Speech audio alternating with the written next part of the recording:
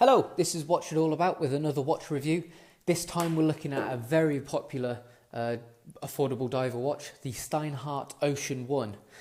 Steinhart have been around since around 2002 and the Ocean 1 has been pretty much their most popular watch for all of their life, mainly because it's an affordable direct homage to a Rolex Submariner. So we'll have a closer look to see if it's good quality and if it's worth its €350 price tag. So yes, we'll get straight into it really.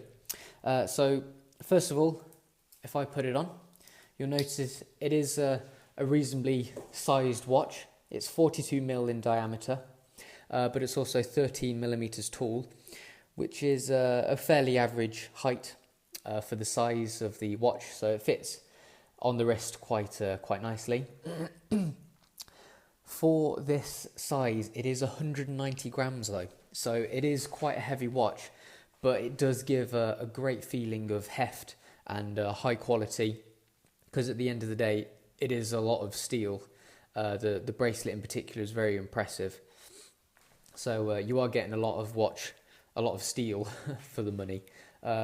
€350 probably equates to about 305 or 310 pounds.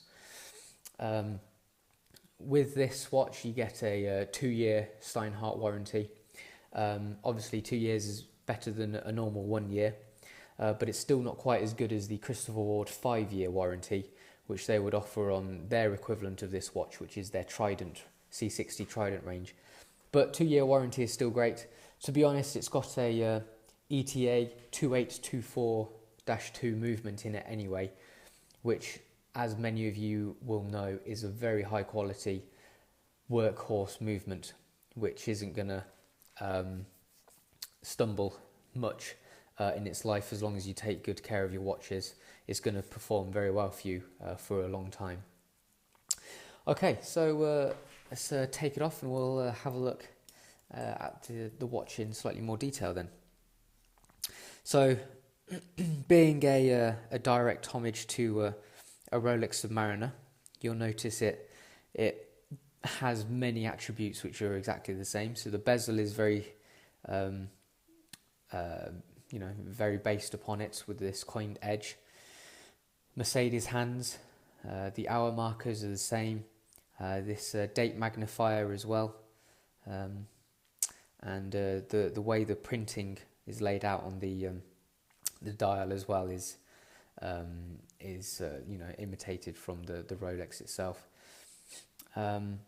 Everything on it is very well machined and high quality for the price. The bezel is very easy to maneuver and manipulate, but it also gives a very satisfying clicking sound, and it's very accurate as well, which is good. The crystal is a sapphire crystal, and the date magnifier is also made of sapphire crystal, very nicely applied. Some people don't like it, but I personally quite like it. I think it's a nice little touch, and as you can see, it does actually do magnification, because many date magnifiers don't actually do anything. They're just a blob of glass really, but it does actually magnify the date slightly. So moving on to the dial, all the printing on it is flawless. The dial has a very nice matte black finish, as you can see there when the light shines on it. The hour markers have stainless steel surrounds to them, and they're all loomed as well. All of the loom on the dial is Super Luminova C1 loom, and it is a pretty good loom, much better than the Christopher Ward loom. When you're wearing it in the light and you suddenly go into a dark room or something, you can see that it is working. So it does do its job. It's not amazing by any stretch of the imagination, but it is loom and it does charge quite well. So that's a reasonably good point. So all of the hands as well are based on the Rolex, with this classic Mercedes hour hand and the second hand with the little circle halfway down it as well. And they're all very well machined. It's all very the watch itself is very refined, as you can imagine, as they've been making them for well over 10 years now. It's all perfectly machined, and they've really got it down to a T, making this type of watch. I do really like the crown as well. This isn't so much based on a Rolex. They've got the Steinhart logo there, and the Steinhart logo is raised against this matte surround, which is a really nice touch, and it's very high quality grip as well, and it feels great in the hand. And it's a screw-in crown, because of the 300 meters water resistance that the watch has. It requires a screw-in crown and also a screw-in case back to keep all the water out. But the thread is very high quality, so when you're screwing it back up, it's very reassuring to know that it's not going to be easy to cross thread it and knacker up the threading. Okay, so move on to the case back. We have a picture of Sidon riding a seahorse, and then the details around the edge.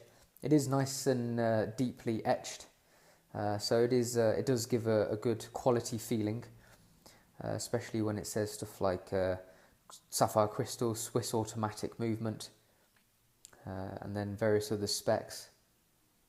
So yeah, it is a very, very nice case back, and it gives a good feeling of quality. Here's the side profile of the case. You'll notice that the lugs are extremely flat. They don't turn down much at all. So for some people with a particularly rounded wrist, it can mean that the case sits really high, because it sits like that almost on their wrist. Whereas some of the watches where they have curved lugs, they hug the wrist nicer. I have quite a flat wrist, thankfully, so it fits me reasonably well. But if you have a particularly rounded wrist and you don't have a wrist more than 7 or 7.5 inches, then it probably wouldn't be too comfortable for you. But this is it on my 7.5 flat wrist, and to me it fits just right, and I really like how it fits. So the case, everything on the watch, by the way, is brushed stainless steel. There's the only part which is polished is this section here of the buckle. So moving on to the bracelet, as you can see, it is very hefty. It's 22mm wide, and it although you can't really see it, it does have a slight indent just here, so it reduces to 20mm, for the buckle. But the links themselves are very high quality, as you can see. Very thick steel. The edging, actually that's another bit that's polished. The edging of this two edges of the links, they're all polished stainless steel as well. They're very high quality, they fit together perfectly, and also another good thing is that they have screw-in links, so it's really easy to resize it as well. It took me literally no more than 5 minutes to resize this this bracelet. So they fit together nicely, and they're very nimble as well, and it just feels very high quality on the wrist. Everything's machined very nicely. It's all very soft as well. So yeah, there's no sharp edges. They have done a very good job with the bracelet. As many people have said before, it is good. The clasp itself, however, I do like it, but I don't like it as much as a clasp with buttons that you press. It's just got this double locking flap. So you lift that flap up, and then you open it up like so. Sometimes it can be a little bit hard to open that main clasp, but it's not too bad usually. It's a standard deployment clasp, so you have just the one elbow like that. but it does feel very reassuring when you've got it on. It's not going to fall off or pop open on its own accord. So that's a good thing. So okay, let's put the macro lens on then, and we can have a look at it in closer detail.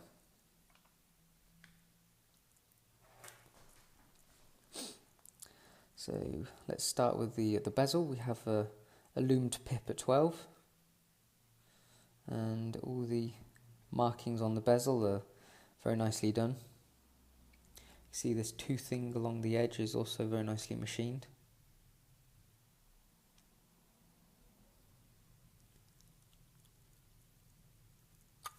And then look at the lugs and where the bracelet meets up. Fits quite nicely, very tight, which is good. No big holes there. Oh, I did not miss as well that the sides of the case are actually brushed. They have a nice polished finish to them, which is good. Let's just open it up.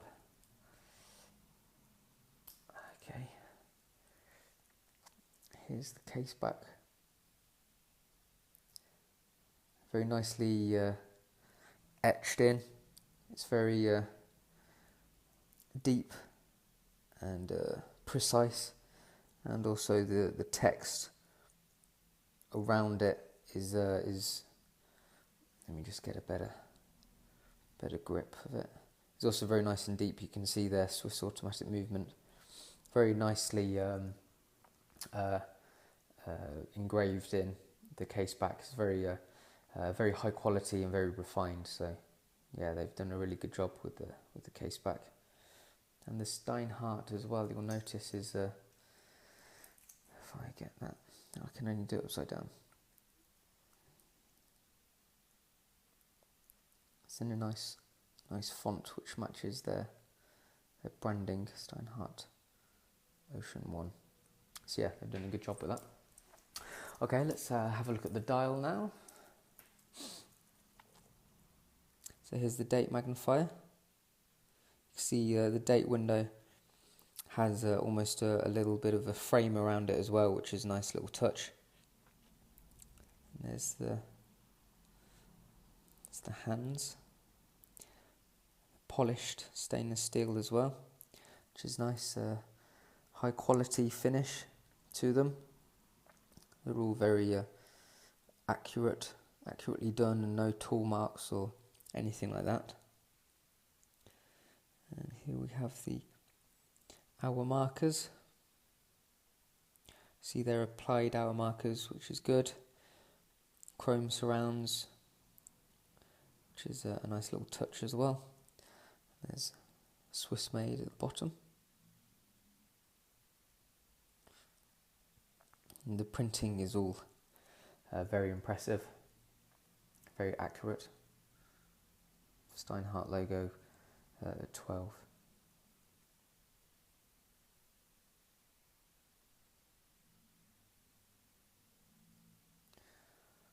Okay, so let's move on to the crown. You see here what I mean by the way the logo is on a higher level, and then it has this almost matte surround to it, which is a nice touch.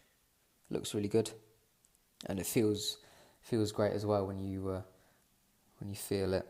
Very high quality, and the toothing as well is a very good grip offered there, and it feels great in the hand when you're altering the time. So finally, let's just move on to the machining of the links.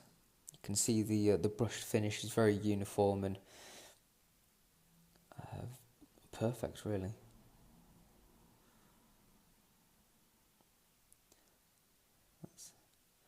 That's the side view. See, it's polished. See reflection of my finger there. And then this is the screw-in links here. Very easy to unscrew, as long as you've got a decent small screwdriver, which won't knacker up the heads. And then the finish on the the clasp is all brushed as well. That's all very nice. And then the actual deployment section is polished. That's all very high quality and very well machined as well. Here's the clip. And then here's the top flap with the Steinhart logo very deeply engraved on the edge, on the end there as well. Okay, so would I recommend it? Obviously, if you are inclined to like Rolex Submariners and you can't afford one, then this is really the next best thing, because from afar, not many people will be able to tell the difference, to be honest. It is very, very close to a Rolex. But also it offers outstanding value for money, really. It's €350, considering it houses the ETA movement, which now that Swatch stopping the ability for the companies to get hold of them, you know, the price is getting higher and higher for ETA movements for other people to get hold of them. So the fact that Steinhart still offer these watches with that movement in is very impressive for the price. But also it's just a very well machined watch. It is very high quality and it just looks expensive on the wrist. There's no other way to say it. It's many people say that it looks great, and I agree. It if obviously you do like the Rolex look, because some people it's an absolute no-no. So that's mainly what it depends on. If you like the Rolex look, then I would highly recommend it. Even if you don't, I'd still recommend it as a watch, because it is a brilliantly made watch. Okay, so that's the Steinhart Ocean One Black, and that's what it's all about.